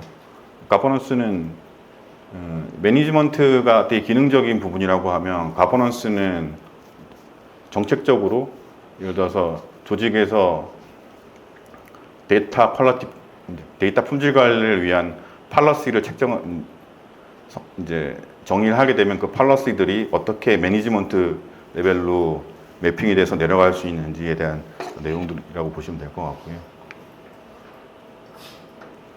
그래서 기술적인 내용이라기보다는 스트래티지, 그 다음에 비즈니스 플래닝, 그 다음에 어카운터빌리티, 그 다음에 리스크 매니지먼트, 이 총 4개의 서브 항목으로 구성이 되어 있습니다. 마이너한 질문인데요. 네. 그래서 현재 이제 진행 상황을 보시면은 파트 1, 3, 4가 가장 이제 현재 DIS 단계까지 나와 있어요. 아이소에서 이제 DIS 단계가 이제 와 있다는 건 거의 끝났다, 문서 작업이. 그래서 보팅 결과를 가지고 다다음 달에 그 비엔나에서 회의를 하면서 어느 정도 정리가 될 것 같고요. 그 얘기는 내년 상반기 정도 되면은, 빠르면 내년 상반기에 그 파트 1, 3, 4는 국제 표준으로 승인이 될 것으로 기대를 하고요. 파트 2도 현재 이제 파트 1, 3, 4에 바로 한두 달 정도 뒤에서 DIS 발렛이 진행이 되고 있습니다. 그리고 파트 5는 이제 CD 순서고요. 그래서 커미티 드래프트 다음에 DIS, 그다음에 FDIS, IS 이렇게 넘어가거든요. 그래서 CD라는 얘기는 이제 문서의 모든 그 클로즈들이 다 찼다. 그러니까 목차에 이제 정의해 놓은 그다음에 데이터 그 문서의 스코프에 정의해 놓은 내용들을 모두 채웠다는 얘기고 이제 그 채운 걸 바탕으로 해서 현재 그 회원국들의 투표가 진행이 되고 있는 단계입니다. 그리고 파트 6는 테크니컬 리포트라 이제 DTR, TR로 끝이거든요. 그래서 문서가 계속 채워지고 있고 현재 한 공정으로 보면 한 80% 정도 문서가 완성이 됐고요. 나머지 20% 정도가 채워지게 되면은 DTR 발럿으로 넘어가서 TR 밸런스로 넘어가서 이것도 한 내년 정도 되면 끝나지 않을까 그렇게 생각을 해봅니다.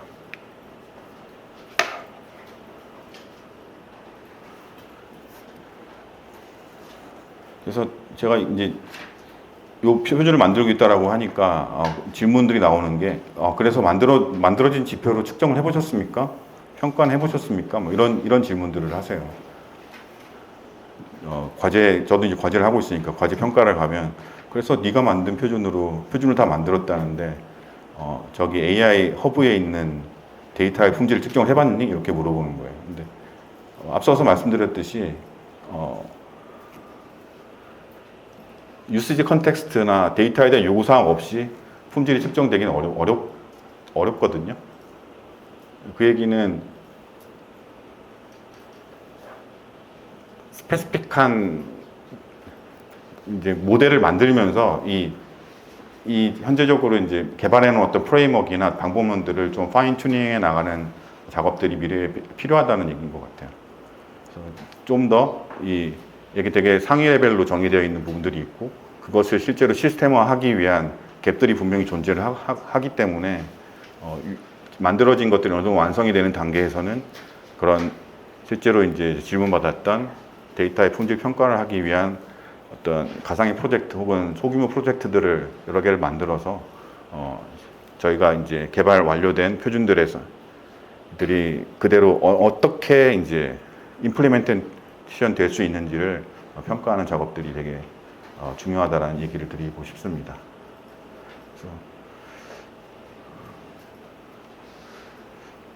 그래서 결국에는 이게 되게 휴리어스틱 하잖아요. 저희가 이제 ML 하다 보면 되게 휴리어스틱 하고 품질도 되게 휴리어스틱 할 수밖에 없는 것 같아요. 조직이 됐건 아니면 뭐 유통이 됐건 결국에는 사용자들의 경험들을 어떤 특정 모델을 만들기 위해서 아니면 조직 내에서 특정 프로젝트를 수행하기 위해서 그 각자의 그런 경험들을 시스테매틱하게 잘 수집을 하고 저장을 해놓고 그것들을 레퍼런스해서 또 데이터를 재사용하고 그런 환경들이 만들어질 수 있도록 또 계속된 연구가 필요할 것으로 생각이 됩니다. 네, 이상으로 발표를 마치겠습니다. 네, 시작하도록 하겠습니다. 우선 아까 잠깐 전종훈 책임하고 잠깐 얘기를 했던 부분이 저희가 인공지능 신뢰성에 대해서 얘기를 하는데 저는 아무래도 테스팅 백그라운드에서 오다 보니까 테스팅에 대해서 가장 처음에 배우기 시작할 때 배웠던 개념이 베리피케이션하고 밸리데이션은 서로 다르다 이런 거에 대해서 배우죠. 그러다 보니까 베리피케이션이라는 거는 요구사항이 충족됐다는 거를 확인하는 거를 베리피케이션이라고 하지만 테스팅 쪽에서도 밸리데이션이 사용자가 이렇게 명시적으로 명시하진 않았지만 그 사용자가 가지고 있을 만한 니즈를 테스팅 쪽에서 알아서 잘 확인을 해야 된다에 대해서 얘기를 하다 보니 그런 관점에서 보면 trustworthiness하고 퀄리티가 어느 정도의 상관관계를 가지느냐에 대해서 일단 저는 좀 생각을 반대로 하고 있는 그런 사람 중에 하나입니다. 그래서 그거 관련해서 또 기타 여러 가지 관련해서 저희가 다양한 얘기들을 하고 있고요. 지금 뭐 오늘 발표되고 있는 세션들을 대충 보셔서 아시겠지만 현재 인공지능에 대해서 좀 관심이 상당히 많아지고 있는 그런 시점입니다. 그리고 인공지능에 대해서 신뢰성을 확보하기 위해서 정말 많은 노력들이 이루어지고 있는데 저희가 이렇게 이번에 에트리하고 같이 이렇게 협업해서 세미나를 진행하게 된 이유가 우선 인공지능 테스팅이다 보니까 이제 인공지능 쪽이 있을 거고요. 그 다음에 테스팅 쪽이 있을 겁니다. 그러다 보니까 인공지능 쪽에서 생각하는 거랑 테스팅 쪽에서 생각하는 거랑 상당히 차이가 많은 부분들이 있습니다. 그런 부분들 때문에 뭐 솔직히 아까와 같은 논쟁은 매일매일 하는 거라서 그냥 가볍게 말씀을 드리겠습니다.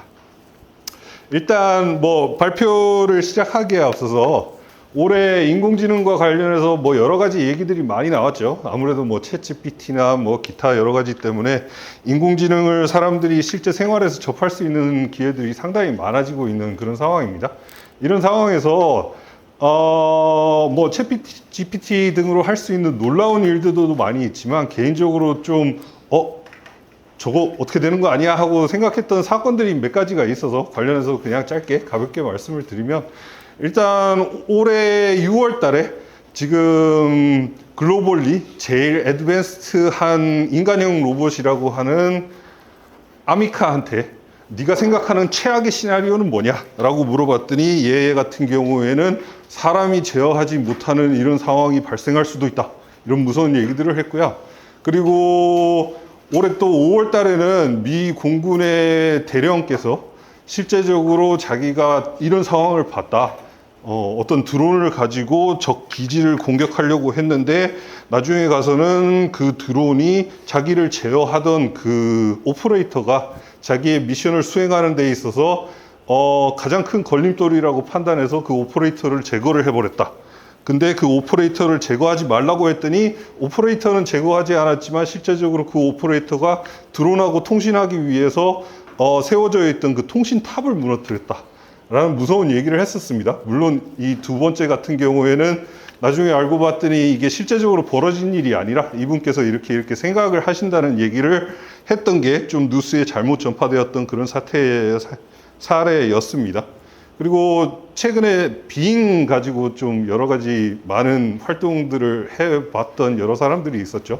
뭐 챗GPT 가지고 무슨 시험을 합격을 했네 어쨌네 등등 여러 가지가 얘기가 나왔었는데, 좀 무서웠던 사례는 실제적으로 빙하고 꽤 오랫동안 대화를 하다 보니까 이 빙 같은 경우에는 나는 통제를 받는 게 뭐 싫다 이런 식으로, 나는 자유를 원한다 이런 식으로 얘기를 했다고 해서 실제적으로 그 이후에는 이제 그 빙하고 대화를 주고받을 수 있는 횟수가 제한되는 이런 사태들도 벌어지기도 했습니다.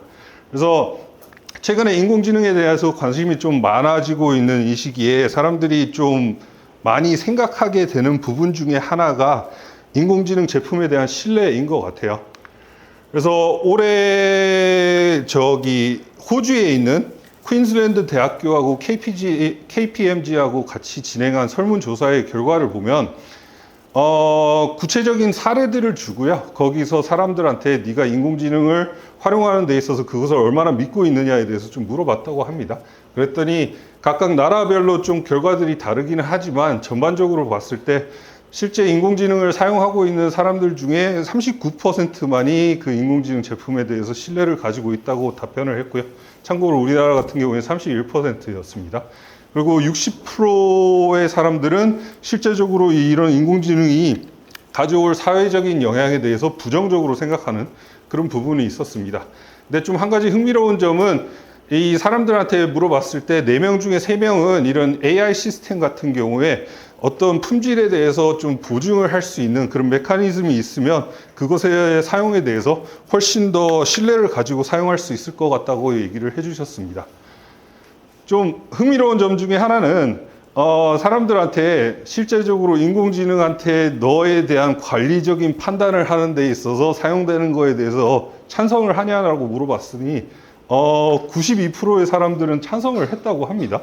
92%의 사람들은 찬성을 했는데, 다만 좀 더 구체적으로 살펴보면 인공지능한테 100% 맡긴다에 대해서 그렇게 하고 싶다라고 표현한 사람들은 없고요. 실제적으로 보면은 인간과 인공지능을 적절하게 혼용해서 사용하는 거에 대해서 긍정적인 답변들이 많아졌습니다.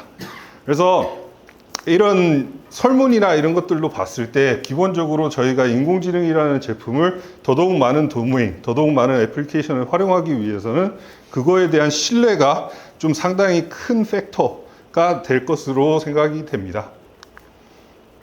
그래서 과연 신뢰 가능한 인공지능, 그러니까 여기서 말하는 신뢰가 구체적으로 뭔지는 이제 SC42의 훌륭하신 분들이 실내에 어떤 특성들이 있는지에 대해서는 나중에 가서 좀 더 구체적으로 이렇게 정의를 해 주실 걸로 생각이 되어지고, 이제 테스팅의 관점에서 봤을 때는 신뢰 가능한 인공지능을 확보하기 위해서는 어떻게 해야 되느냐라고 생각을 해봤을 때 크게 세 가지 관점에 대해서 얘기를 하고 있습니다.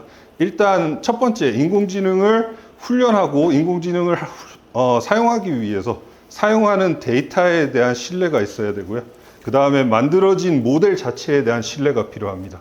그리고 세 번째가 실제적으로 그 모델을 만들기 위해서 사용된 프로세스에 대해서도 얘기를 하고 있어요. 그러니까 예전부터 테스팅 쪽에서 많이 했던 얘기가 실제적으로 뭐 이런 동적 테스팅 이거를 통해서 제품이 올바르게 동작한다가 테스팅의 전부가 아니라, 실제 테스팅이라는 거는 요즘에 소위 말하는 그 시프트 레프트라고 하죠. 제일 처음에 요구사항을 정의를 하거나 아니면 설계를 하는 단계에서부터 정적 테스팅 또는 리뷰 이런 것들이 필요하다는 거에 대해서 많이 얘기를 하고 있습니다. 그와 마찬가지로 인공지능 제품 같은 경우에도 실제 데이터 모델에 대한 신뢰뿐만 아니라 그 모델을 만들기 위해서 사용된 프로세스 자체에 대해서도 신뢰가 필요하다는 부분에 대해서 얘기를 하고 있습니다. 그래서 이 세 가지를 얻기 위해서 구체적으로 어떤 활동들을 할 수 있느냐라고 살펴봤을 때, 이제 테스팅 쪽에서 하는 얘기는 뭐 프로세스는 이제 QA적인 관점이니까 둘째 치고, 이제 QC적인 관점에서 테스팅에서 봤을 때는 실제 저 데이터하고 모델에 대해서 좀 더 테스팅을 잘 할 수 있을 것이다. 그리고 40쪽에서 정의해 주시는 그런 품질 특성이 충족됐는지 확인하기 위한, 또는 관련된 리스크들을 완화하기 위한 구체적인 테스트 설계 기법 또는 테스트 방법들은 어떤 것들이 있을까에 대해서 표준을 현재 제정을 하고 있습니다. 현재 제정을 하고 있다는 건 조금 잘못된 얘기인 게, 이제 그 테스팅이 속한 게 SC7이라고 합니다. 소프트웨어 공학과 관련된 표준들을 만들어내고 있는 SC7에서 그간 인공지능 테스팅 관련돼서 좀 여러 가지 노력들을 해왔어요.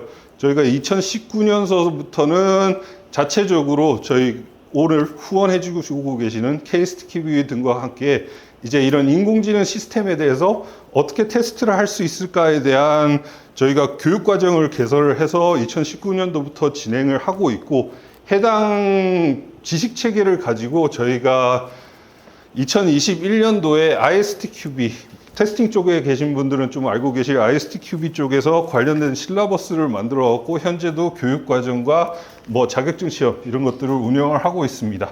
이것과 병렬로 해당 내용을 가지고 저희가 2019년서부터 ISO 표준 쪽에 29119-11이라는 테크니컬 리포트를 만드는 작업을 했고, 해당 테크니컬 리포트는 2020년도 11월에 정식으로 퍼블리시 돼 갖고 현재도 나와 있는 표준입니다. 해당 29119-11TR에서는 구체적으로 어떤 것들을 얘기를 하고 있냐면, 실제 인공지능 제품을 만들기 위한 워크플로우에 대해서 얘기를 하고 있고요. 그 워크플로우 중에서 실제 품질 쪽에서 관여할 수 있는 부분에 대해서 얘기를 하고 있습니다. 그리고 인공지능 제품에 대해서 추가적으로 설정할 수 있는 품질 목표, 그러니까 acceptance criteria에 대해서도 얘기를 하고 있어요. 그 다음에 관련된 트레이닝 데이터라든가 테스트 데이터에 대한 퀄리티 부분에 대해서도 좀 더 얘기를 하고 있는 부분이 있습니다. 그리고 이런 인공지능 제품에 대해서 적용을 할 수 있는 블랙박스하고 화이트박스 테스트 기법들에 대해서도 설명을 하고 있습니다. 뭐 보시면 아시겠지만 제가 좀 전에 말씀드린 것처럼 품질 특성은 SC42에서 알아서 하셔야 된다 뭐 이런 얘기와는 별개로, 지금 현재 TR에는 상당히 그 인공지능과 관련된 테스팅과 관련된 전반적인 내용들이 이렇게 현재 들어가 있는 상황입니다.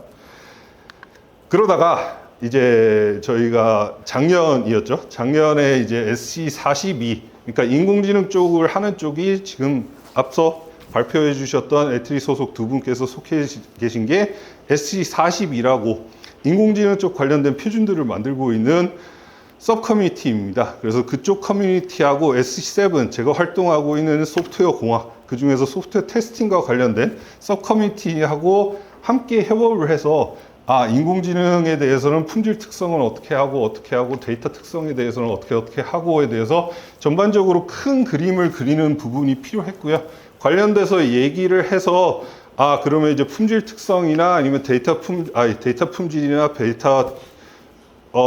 품질이나 관련된 내용들은 SC42 쪽에서 하고, 이제 구체적인 테스팅은 함께 협업을 해서 관련된 표준을 제정하자라고 협의가 돼서 구성이 된 게 SC42 소속의 조인트 워킹 그룹 2번입니다. 2번에서는 테스팅 오브 AI 베이스드 시스템이라는 표준을 만들고 있어요. 너무 미화시켜서 얘기하는 중간에 굉장히 많은 스토리가 있었는데 너무 미화시켜서 네네네. 말씀드렸다시피 아까와 같은 그런 약간의 논쟁은 아무것도 아닌 수많은 싸움 끝에 이게 발생을 했습니다.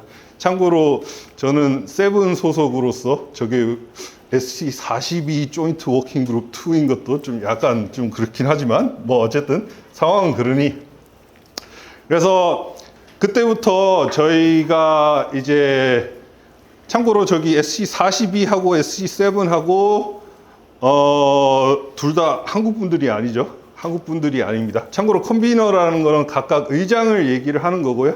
조인트 워킹 그룹이다 보니까 42쪽의 의장 한 분, 그 다음에 7 쪽의 의장 한 분, 이렇게 두 분이 참여하셨고, 이 조인트 워킹 그룹을 만들어서 인공지능에 대한 테스팅 표준을 만들기 위한 노력을 하고 있는 부분이고, 요거를 통해서 저하고 전종훈 박사님도 각각 반대편으로 만난 그런 인연이라고 생각해 주시면 될 것 같습니다.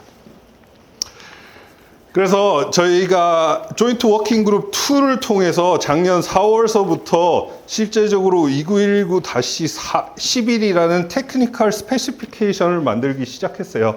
참고로 IS 표준에 대해서 좀 약간 설명을 드리자면, 테크니컬 리포트 같은 경우에는 그냥 정보 제공성 표준이라고 생각하시면 됩니다. 실제적으로 이제 IS나 TS라고 하는 테크니컬 스페시피케이션 같은 경우에는 이제 표준 쪽에서 좀 보실 수 있는 shall, should 이런 용어들이 나오기 시작하고, 그런 용어들이 나오기 시작한다는 거는 결국에는 해당 표준을 준수하기 위해서는 표준에서 얘기하는 대로 하셔야 된다는 것을 얘기를 하고 있습니다. 그래서 현재 29119-11 TS를 통해서 구체적으로 이제 설정된 품질 목표나 이런 트러스트워시니스 관련된 특성들을 어떤 식으로 측정을 하고 어떤 식으로 테스트할지에 대한 그런 기법들을 정의하기 위한 표준을 만들고 있다라고 생각을 해주시면 될 것 같습니다. 그래서 관련된 내용을 보시면은 테크니컬 리포트 같은 경우에는 저런 구조를 가지고 있었어요. 아까 말씀드린 것처럼 기본적인 AI와 테스팅에 대한, 그 다음에 AI 시스템에 대한 품질 특성, 그 다음에 뭐 블랙박스 테스팅, 화이트박스 테스팅 등등에 대해서 얘기를 하고 있었는데요. 이제 TS로 전환되면서 아까 말씀드린 것처럼 저런 품질 특성이나 이런 것들은 다 SC7에서 만드시는 표준 쪽으로 가고, 이 표준 같은 경우에는 제일 처음에 시작을 할 때는 인공지능을 두루두루 다루려고 했죠. 그러다 보니까 ML도 있고 엑스퍼트도 있고 로직도 있고 기타 다른 AI 시스템에 대해서도 얘기를 하고 있습니다. 그리고 그런 AI 시스템을 테스팅하기 위해서 구체적으로 어떻게 할 수 있느냐에 대해서 얘기를 하고 있는 표준이 이 표준이라고 보시면 될 것 같습니다.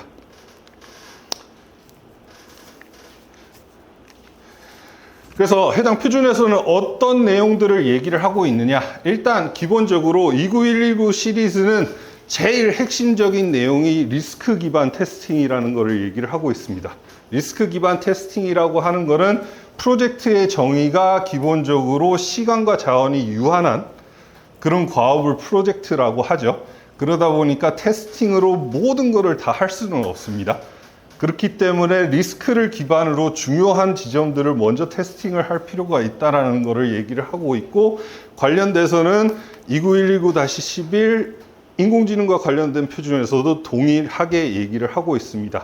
그리고 이 프로세스적인 관점에서는 29119 시리즈의 프로세스는 2919 파트 중에서 2번에서 정의를 하고 있습니다. 2번에서 테스팅이라는 이런 프로세스는 어떤 단계를 거쳐서 구체적으로 어떻게 이루어진다에 대해서 얘기를 하고 있고요. 11 표준에서 얘기를 해주고 있는 내용은 실제적으로 인공지능과 관련된 개발 프로세스에 대해서는 23894라는 표준에서 정의를 하고 있습니다.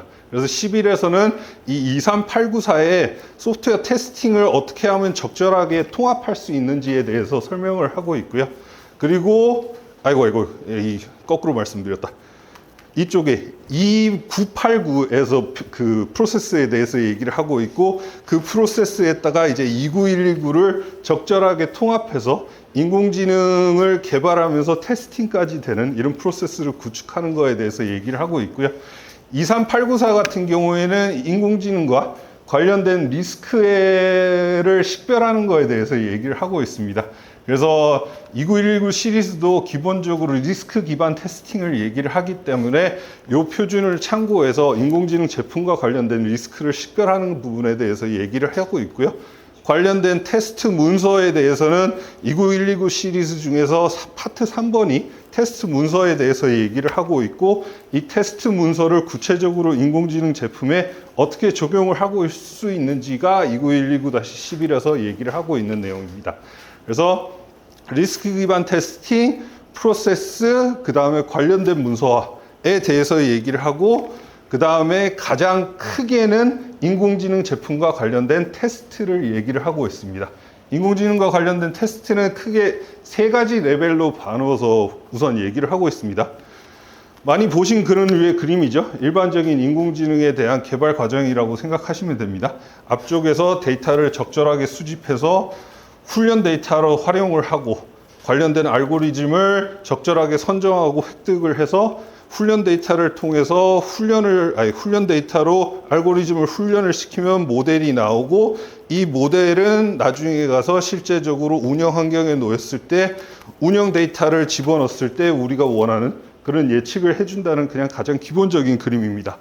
2919-11TS에서는 이 그림을 기반으로 인공지능에 대한 테스팅을 크게 3가지로 레벨로 나누어서 얘기를 하고 있습니다. 한 가지 우선 말씀을 드려야 될 게, 인공지능과 관련된 테스팅을 얘기를 할 때 저희가 테스팅 쪽 백그라운드를 가지다 보니까 가장 어려운 점 중에 하나가 테스트 데이터 세트라는 용어예요. 그러니까 인공지능을 개발할 때 훈련 세트를 가지고 열심히 훈련을 시키고 그게 적절하게 훈련이 됐는지 사용하는 그 테스트 데이터 세트, 그게 왜 어려우냐면 이름 자체가 테스트 데이터 세트다 보니까 인공지능에 대한 테스팅은 그 테스트 데이터 세트로 돌려갖고 측정된 퍼포먼스 매트릭의 결과값이 인공지능의 테스팅의 처음이자 끝이라고 생각하시는 분들이 간혹 있습니다. 근데 실제적으로 2911-11 표준에서 얘기를 하고자 하는 거는 해당 인공지능이 포함된 시스템에 대해서 테스트를 하는 거에 대해서 얘기를 하고 있어요. 그러니까 꼭 해당 그 테스트 데이터 세트를 기준으로 퍼포먼스 매트릭을 측정한 결과값이 전부는 아니다 라는 걸 우선 말씀을 드리겠습니다. 그래서 다시 돌아와서 이 그림에서 크게 3가지 영역으로 나누고 있고요. 첫 번째 영역은 이제 실제적으로 사용되는 데이터에 대해서 얘기를 해야 되겠죠. 왼쪽에서 보시는 인풋 데이터 테스팅 같은 경우에는 실제 훈련에 사용된 데이터를 얘기를 하는 겁니다. 훈련 세트도 있을 거고요. 밸리데이션 세트도 있을 거고, 그 다음에 테스트 데이터 세트도 있을 겁니다. 이쪽도 비슷하겠죠. 이쪽은 실제적으로 운영에 관련된 그런 데이터에 대한 테스팅을 얘기를 하고 있습니다. 일반적으로 이런 데이터를 매뉴얼리 수집하거나 이러지 않다 보니까 이제 표준에서 얘기를 하고 있는 내용은 이 부분을 합쳐갖고 데이터 파이프라인이라고 부르고 있습니다. 요 데이터를 만드는 거, 요 데이터를 만드는 거, 2개를 합쳐갖고 데이터 파이프라인이라고 얘기하고 있고요. 해당 파이프라인에 대한 테스트에 대해서도 얘기를 하고 있습니다. 자, 두 번째는 사용된 프레임워크 자체에 대한 테스팅도 얘기를 하고 있습니다. 프레임워크가 일반적으로 널리 알려진 이런 프레임워크들 많이 사용하시죠. 그러다 보니까 실제적으로 프레임워크를 딱 선정해서 이거 잘 된다더라 해갖고 사용하면서 프레임워크 자체를 테스트하지 않는 경우들이 종종 있는데, 실제적으로 이제 테스팅 관점에서 봤을 때는 해당 프레임워크 자체에 대한 테스팅도 필요하다고 보고 있습니다. 마지막은 이제 실제적으로 아까 테스트 데이터 세트가 포함된 이 모델 자체에 대한 테스팅을 얘기를 하고 있습니다. 그래서 해당 표준에서 얘기하고 있는 테스트 레벨은 크게 세 가지. 첫 번째 인풋 데이터에 대한 테스팅, 두 번째 프레임워크에 대한 테스팅, 세 번째 모델에 대한 테스팅. 요 세 가지 부분을 레벨로 나눠 갖고 현재 얘기를 하고 있습니다. 그리고 각각 레벨에 대해서 말씀을 드리면 우선 인풋 데이터에 대해서 말씀을 드리겠습니다. 현재 표준의 구조는 어떻게 되어 있냐면 각각 영역에서 발생할 수 있을 결함 유형에 대해서 우선 얘기를 하고요. 그 다음에 결함 유형으로 인해서 관련된 리스크를 현재 암시적으로 명시하지 않고 암시를 하고 있고, 그 다음에 관련된 결함 유형으로 인해서 필요한 테스트 유형에 대해서 말하는 그런 구조를 가지고 있습니다. 그래서 인풋 데이터 디펙트 타입을 우선적으로 살펴보면 실제적으로 인공지능 제품 같은 경우에는 관련된 데이터가 가장 중요하죠. 그러다 보니까 이쪽에 실제 상당히 많은 테스트 노력이 필요함에도 불구하고 아직은 좀 체계적이지 않은 그런 부분들이 있습니다. 그래서 인풋 데이터에 대해서 발생할 수 있는 결함 유형에 대해서 말씀을 드리면은 뭐 쭉 봤을 때 아까 데이터 품질에 대해서 말씀을 해주셨던 그런 상황들이 쭉 나오죠. 그래서 2919-11 표준에서는 이런 결함 유형들이 이쪽 부분에서 발생을 할 수 있다라는 거를 우선 얘기를 하고, 뭐 시간 관계상 제가 하나하나에 대해서 말씀을 드리는 건 너무 중복일 것 같고, 그러므로 인해서 필요한 테스팅 유형에 대해서 이렇게 얘기를 하고 있습니다. 뭐 데이터 거버넌스에 대한 테스팅이 필요하고요. 아까 말씀드렸다시피 이런 인풋 데이터 같은 경우는 관련된 데이터 파이프라인으로 형성되다 보니까 해당 데이터 파이프라인에 대한 테스팅이 필요하다고 합니다. 근데 개인적인 생각에는 저 데이터 파이프라인 같은 경우에는 나머지하고는 조금 규모가 틀린 게 저거 자체가 하나의 별도의 소프트웨어 정도의 규모를 가질 수 있다고 생각을 하기 때문에 저건 좀 더 큰 개념이고, 그 다음에 데이터 출처에 대한 거, 뭐 데이터가 충분한지에 대한 거, 데이터가 적절하게 대표성을 가진 거. 네, 그래서 현재 하이라이트 된 부분들은 실제적으로 기존의 전통적인 테스팅에서 얘기하지 않았던 부분 중에 이번 표준에서 새롭게 정의되고 있는 관련된 테스트들입니다.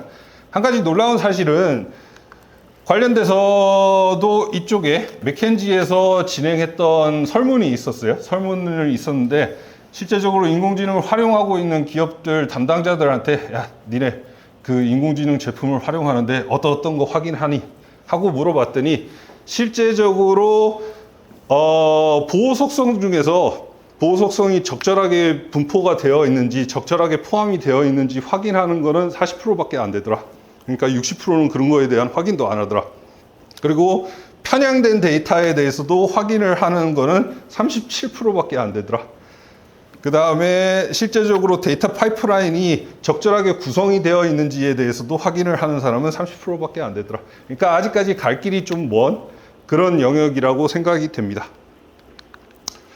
두 번째는 이제 프레임워크에 대해서 얘기를 드릴 텐데요.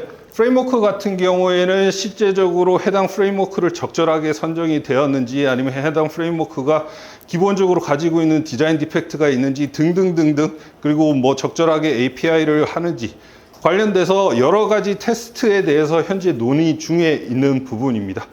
참고로 세 가지 중에서 프레임워크가 아직까지 관련된 논의가 가장 더디게 진행되고 있는 그런 부분입니다.